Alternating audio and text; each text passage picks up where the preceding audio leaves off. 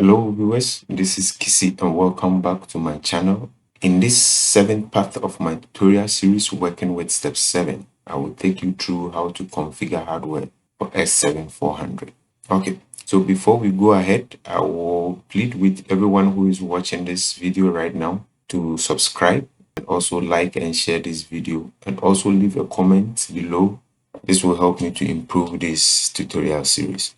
Okay, so we will now move on to what basically we will learn in this part of the tutorial series.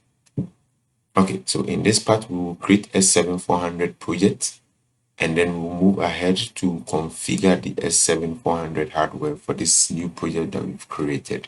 Okay, let's get started. So to start a project, we need to start the Smart Manager. So I'll double click on it to start. Okay, so the program has started. So the project will be created without the wizard, so we have to cancel and go straight to the interface. So it will basically open an existing project that existed before you closed. So now you go to file and you go to new. So you can see that here we have new project with the wizard. We'll go to new project, we'll go to new, and then we have to give our project a name. So I can say 7_400 underscore test, and then I click on OK. So we can see that our S7400 program is created and there is nothing inserted. So to insert the station, you right click on it and you go to insert new object. Then remember we are creating an S7400 project, so you click schematic S7 station. Okay, so we have our station inserted. So we will click on the station, then we have the hardware at our right side. So we double click on it to open the hardware configuration. So now we can see that the hardware is open and then it's blank because we did not use the wizard and then nothing is inserted. We have to do all of them manually. Okay, so we will go back and then have a look. So basically our setup is going to be like this. We have to insert the power supply, and next we insert the CPU. Then the next one we insert the CP, that is the communication processor, and then we will insert two IOs, the data input and then the data output, but it's basically not on this particular picture. So the first thing for us to insert is the rack. Okay, so we have our rack right here. Basically, this is the device that will hold all our modules together. Alright, so we have the description of our rack also magnified right here that we can see. So we go back to the S7 hardware configuration and then we go to schematic 400 station. Then catalog to look for our rack. So we have the rack 400 right here. So we drop it and our rack is UR2. At the description, let me this one so we can compare. So we are having the S7 to R2 right here. And the description that we need is 6ES7400. So 74001JA01-0AA. So basically we have our description right here that matches what exactly we are looking for. So I double click on it to insert it to my hardware. So I can see my rack inserted into my hardware. So it's a 9-slot rack. We'll move on to our next item to insert. That is going to be our CPU. Sorry, the next item to insert, that is the first one, that is going to be our power supply. I minimize this one. I move to power supply. That is PS400 power supply. And then I move to the standard power supply. Now let's look at our power supply description. Okay, so we have our power supply description over here. Is 407 PS407 0K. So I move back our unit. So it's 047. It's K. So it's 0KA. Then we do a comparison to see whether what we're seeing is the right thing. Okay. We have 0K right here. A00 is A02 in our from what we are looking for. We are looking for 802. A02. We have A02-0880. Okay, so this matches what exactly we're looking for. Double click on it to insert, and you can see that the power supply occupies 2 slots. So it has occupied slot 1 and then slot 2. Okay, we move on and then insert our CPU. Okay, so this is the description of our CPU. I minimize this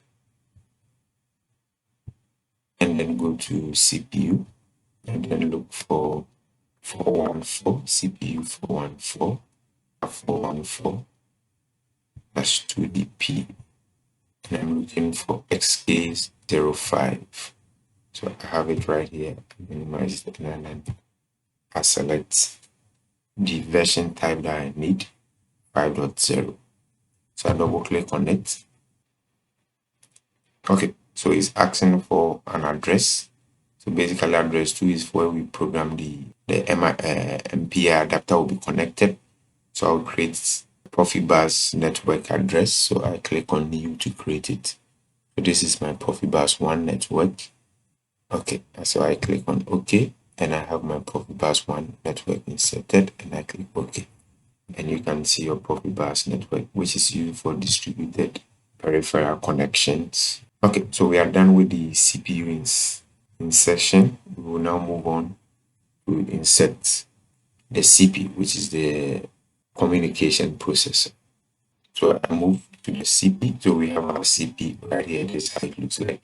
And you can see that it's having Ethernet ports that you can connect your RJ45 cables to connect to an existing network to communicate with the PLC. So I move back to Semantic Manager, hardware configuration. I minimize the CPU and then drop CP. Okay. So we are looking for a CP that can handle industrial Ethernet. So we use the industrial Ethernet type. So we drop it and then I come right here and I choose this very one for this demonstration. So I select where the slot where it's going into and then I double click. Okay, so it asks you to set up the network. This is going to be the IP for the particular CPU. You can change it to any form of IP that will match exactly your setup that you are doing. Okay, so I click on new and then this is my first Ethernet network. You can give it a name, but I will leave the name as such. And then I click on OK. So my network is created and then I say OK. All right, so basically I've now inserted a power supply, our CPU, and then the CPU, which is the communication processor. So with this done, we will now insert two cards. One is going to be a digital input card and then the other a digital output card. Okay, so I minimize this one and I go to still 400, minimize the CP and move to signal model, which is SM, and then I need a digital input DI. So let's look at what we are using for our example. Let's look at what we need. Okay, so our first data input card is a 16-bit data input card, 7-bit. So I move in there, move back to our hardware configuration, and then come to 16-bit 24 volts data input card. And this must match this particular selected. But for demonstration purpose, this particular card. So you can double click to insert it. So I have my card right here. Okay, and we can see that it has occupied address 0 and 1. Just as I said in the last tutorial, you can change the address by double clicking on it. Come into the address column, and then you can specify the address that you need. In case the address that the system has suggested for you is not meeting your requirement. Okay, so I minimize this one. I move to the slot, the next slot, which is slot 6. And then I move to a digital output card. I'll look for a 16-bit card, 24 volts. For demonstration purpose, I pick this very one, double click on it to insert it. Okay, so basically this is how you insert models in your 400 station hardware configuration. So after this, you can save and compile. So you move to save, compile. Okay, compilation is done. If you're having a physical PLC, you can go ahead and download. But for now, we don't have physical PLC, so I'll turn on the simulator so that I can download it into the simulator for demonstration purpose. Okay, our simulator is online now. Go offline, then I click. Okay. Okay, so basically we can see that we've been able to download the hardware into our PLC. You can also go online and then monitor your hardware right here. So basically I'm online, and then you can see that it's telling me that my CPU is in stop mode because of this icon right here. The CPU is also not started, also in a stop mode. Okay, and then my Profibus network is also active. So basically this is how you can monitor and troubleshoot your hardware after you finish downloading. Okay, viewers, thank you very much for watching, and then thank you very much for subscribing to this channel as well. All right, see you in the next video. Thank you. Bye bye.